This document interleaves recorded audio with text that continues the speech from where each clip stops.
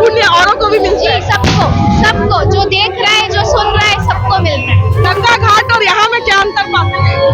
अब गंगा घाट तो मैडम गंगा घाट है। दुर्ग जिला ही नहीं पूरे छत्तीसगढ़ में सबसे सुंदर, सबसे स्वच्छ सब तालाब सेक्टर 7 शिव धाम का है। धीरे धीरे ये जब तक हम लोग नहीं करेंगे तो आने वाली जो हमारी जो बच्चे हैं वो समझ नहीं पाएंगे। इस बार कहीं पे किसी तरह की तालाब में छठ पूजा में कहीं अप्रिय घटना कहीं नहीं घटी। 4 दिन के महाछठ का समापन आज सूर्योदय के साथ हो जाएगा और आप इस वक्त में खड़े हो सकते हैं तालाब घाट पर और यहाँ पर रात 2 बजे से व्रती पहुँच चुके हैं। कई घंटों पानी में खड़े होकर सूर्यदेव के आने का इंतजार कर रहे हैं और मेरे पीछे आप देख सकते हैं कि घाट पर अब पैर रखने की जगह नहीं है। चारों ओर भक्त पहुँच चुके हैं और व्रत करने के साथ साथ देखने वालों की भीड़ ज्यादा है क्योंकि मान्यता है कि जो लोग छठ का व्रत नहीं करते हैं वो अगर आज सुबह का अर्घ देते हुए भी देखते हैं तो उन्हें पुण्य मिलता है। तो और यही वजह है कि सुबह के अर्घ में कुछ ज्यादा ही भीड़ होती है और यहाँ पर सूर्यदेव की आराधना में लोग लगे हुए हैं। आप कहाँ से हैं? मैं तालपुरी से, भिलाई से। कब से व्रत कर रहे हैं? 5-6 साल से। 6 साल से जी। क्या लगता है आप व्रत करती हैं, साथ में बहुत लोग आते हैं? जी, ये पर्व भी ऐसा है कि घर में एक व्रत करते हैं और सब लोग उसमें हिस्सा लेते हैं। मतलब आपके व्रत का पुण्य औरों को भी मिलता है? सबको जो देख रहा है, जो सुन रहा है, सबको मिल रहा है। आप भी उपवास किए? हाँ, उपवास किए। कितने सालों से करते हैं? हमको तो 20-25 साल हो गए। 20-25 साल से। आप लोग सब साथ देने आए हैं यहाँ पर परिवार के? परिवार है, साथ है, बहू है, हमारी भाभी है, भैया है और छठ का वो व्रत है तो बड़े अच्छे से पूजा श्रद्धा पूर्वक हो रही है और खुशी। कितने बजे से घाट में पहुँच चुके हैं? 3:30 बजे। 3:30 में 3:30 बजे से और पूरा परिवार पड़ोस पड़ोसी सब साथ आए हैं? सब लोग साथ में आए हैं। हमारे परिवार के लोग पीछे भी बैठे हैं तो हम लोग परंपरा है, सालों साल से ये करते आ रहे हैं। तो आप लोग यूपी से बिलोंग करते हैं? यूपी से, बनारस से। बनारस से। तो गंगा घाट और यहाँ में क्या अंतर पाते हैं? अब गंगा घाट तो मैडम गंगा घाट है। ये भी बहुत अच्छा है, बहुत अच्छा है ये। तो देखिए यहाँ पर यूपी बिहार सब जगह से लोग पहुँचते हैं आराधना करने और आप मेरे इस तरफ देख सकते हैं कि जो नई नवेली दुल्हन है वो भी यहाँ पर व्रत करती है तो दुल्हन की तरफ सज के पहुँचते हैं और सालों से ये व्रत कर रहे हैं। आपका पहला व्रत है क्या ये? हाँ, कब हुई शादी आपकी? मेरे 2023 में शादी हुई है। 2023 में। अच्छा, तो क्या मनौती है माता से? क्या कुछ भी, मेरे परिवार सुखी संपन्न रहे। देखिए यहाँ पर पहला व्रत हो चाहे परसों का व्रत हो, यहाँ पर महिलाएं जो है आगे में दुल्हन की तरफ सज के पहुँचती है और आप देखिए यहाँ पर जो परंपरा है, देखिए आंचल में यहाँ पर हल्दी अक्षत सब रख करके अब ये व्रत की शुरुआत हो रही है कि अब व्रती जो है कमर तक पानी में खड़े होकर के अब यहाँ अर्घ की तैयारी करेंगे और अभी सूर्य देव के दर्शन करने में 1 घंटे से ज्यादा का वक्त बाकी है लेकिन आप देख सकते हैं जो उत्साह, जो उमंग है छठ को लेकर के वो बिल्कुल बरकरार है। भले 36 घंटे का व्रत अब धीरे धीरे पूरा होने जा रहा है। 36 घंटे भूखे प्यासे रहने के बावजूद भी किसी भी व्रती के चेहरे पर बिल्कुल थकान नजर नहीं आती है। यहाँ पर सभी ने अपनी अपनी वेदी सजाई है लेकिन ये वेदी आप देख सकते हैं थोड़ी सी यूनिक है। यूनिक इसलिए कह रही हूँ कि यहाँ पर दिया तो जल रहा है लेकिन बिल्कुल डेकोरेटिव लाइट से सजाया गया है। अब चाहे हवा आए, चाहे आंधी आए, तूफान आए, लेकिन ये जो लाइटिंग वाले दिए हैं वो नहीं बुझेंगे। तो हर बार छठ तो परंपरा अनुसार मनाई जाती है लेकिन कुछ ना कुछ यूनिक भी चीजें नजर आती हैं और यहाँ देख सकते हैं कि जो एक और अभी बिजली थोड़ी सी यहाँ पर चली गई है लेकिन यहाँ पर दिए की जो झिलमिलाहट है उसकी रोशनी और व्रतियों के व्रत के जो चेहरे की नूर है उससे यहाँ पर उजाला है।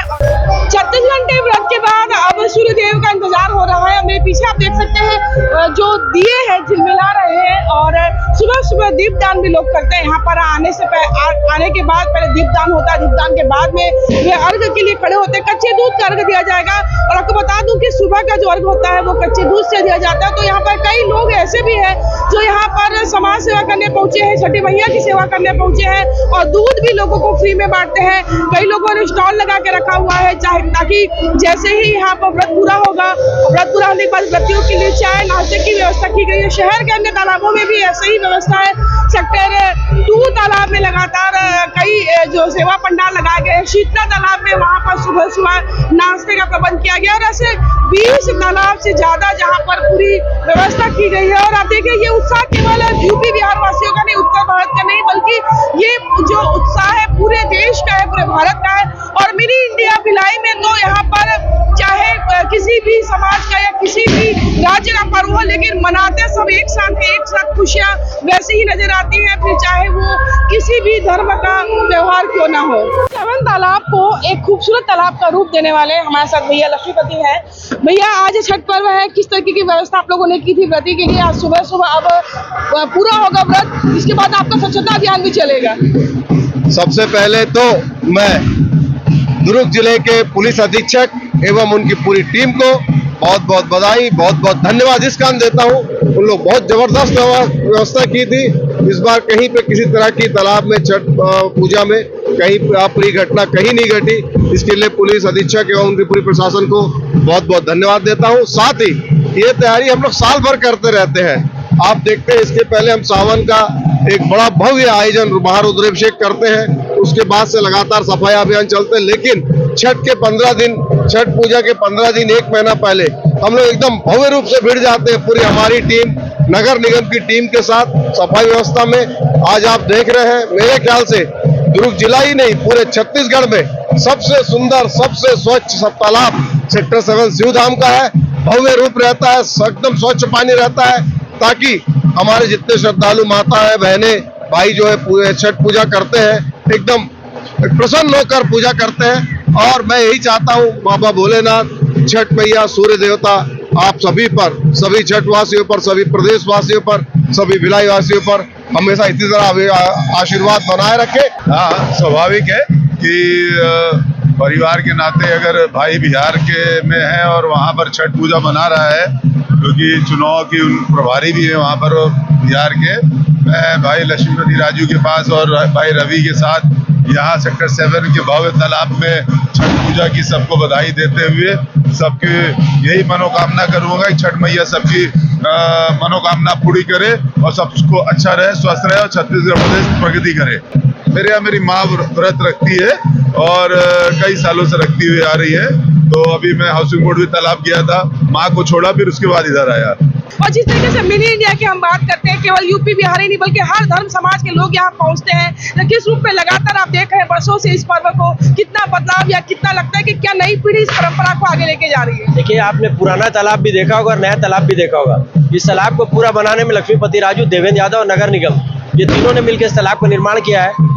धीरे धीरे ये जब तक हम लोग नहीं करेंगे तो आने वाली जो हमारी जो बच्चे हैं वो समझ नहीं पाएंगे। तो ये मेरा ऐसा कहना कि बच्चों को भी इस कार्यक्रम में लाना चाहिए और दिखाना चाहिए कि छठ मैया का ये जो कार्यक्रम है किस भव्य शानदार होता है। पूरा विश्व का सबसे बड़ा प्रोग्राम है और यहाँ पर शानदार तरीके से मनाया जाता है। इंतजार था वो पल अब आने वाला है। लालिमा छा गई है आसमान पे और अब सूर्य देव दर्शन देने वाले। और देख सकते हैं मेरे पीछे अब यहाँ पर सब हाथ में सूप लिए और नारियल लिए, हाथ में दिया लिए, सब यहाँ पर इंतजार कर रहे हैं सूर्यदेव की एक झलक पाते ही अर्घ का दौर शुरू हो जाएगा और सबकी मनौती माँ छठी पूरी करेगी। और ये सेक्टर 7 का तालाब है शिवधाम, जहाँ पर आप ये देख रहे हैं नज़ारा।